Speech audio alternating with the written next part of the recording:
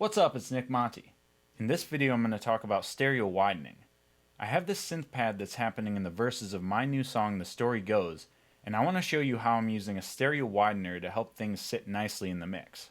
So the first thing that I'm going to do here is I'm going to play this synth pad for you soloed, and I'm going to toggle on and off the processing so you can hear the raw tone that we start off with versus the process tone that we end up with. And then I'm going to go through step by step so you can see how we got there.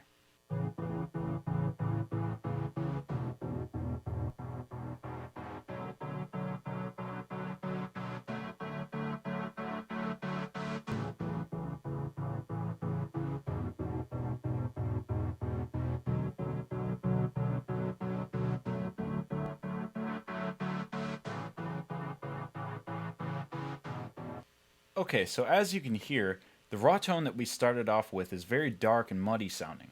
So the first thing I'm doing is I'm going into my 7-band EQ to clean things up a little bit. And that starts off with a high pass frequency at 162. And I'm clearing out all those low rumbly frequencies that'll only fight with the kick and the bass. Next thing that I have is 2 low mid cuts. One is very surgical and one is a little bit more broad. Now this one at 227, I have the Q as tight as I can go, and I noticed that there was a resonant frequency at 227 that sounded pretty whooshy and pretty nasty, so I'm cutting that back a little bit. And then right above it at 350, I got a more broad cut to just clean that area out a little bit more. Once I've done that, I can focus on boosting the frequencies that I want to hear more of. And that's where we go to the virtual mix rack. And the first thing I have on here is the custom series lift on the silky setting, and I'm adding quite a bit of that. And that helps it to have a crispness and a nice air on top that really helps things sound more hi-fi. Next thing that we have here is this Neve style EQ, which I'm adding a high mid boost at 2.7K.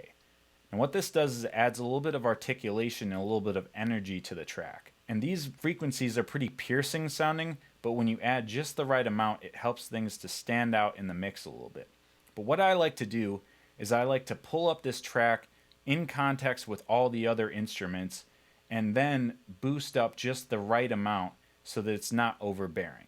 So now we can move on to the S1 Imager, and that's our stereo widener. Now there's a lot of different stereo widener plugins out there, and it doesn't really matter which one you use, just find one that works best for you. But I like this one because the controls are pretty easy to use, and thus I'm just bumping up the width a little bit from 1 to 1.5.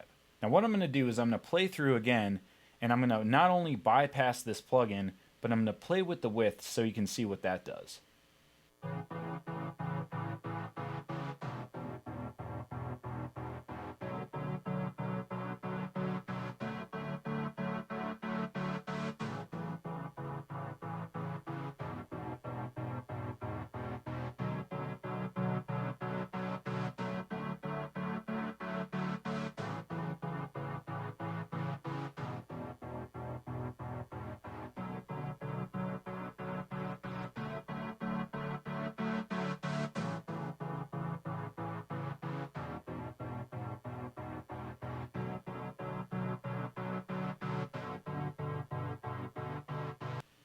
So as you can hear there, not only can this thing widen, but it can also narrow things as well. And as you might have also heard, once we got up to the 3 point in the width, for me, things started sounding a little weird. So on this plugin, I like to try not to go too far on the width because things can sound a little weird. Now I don't know exactly what's going on under the hood of this plugin, but one thing that I can tell for sure that it's doing is it's adding high frequencies. And that is something that's always going to widen things. So if you don't have a widener, you can add high frequencies to stereo instruments to make them seem wider. Because when we can perceive more of the sides of a mix, that makes things wider to us. And the other thing that this imager is accomplishing, other than just the widening, is it's clearing out some of the energy from the center and thus giving more room for things like the vocals, the bass, other things that will sit in the center. So now what I'm going to do is I'm going to play this within the context of the track, and I'm just going to toggle on and off the imager so you can see what that's doing. Crazy, thinking how I was going down a rabbit hole again with you. Staying, believing in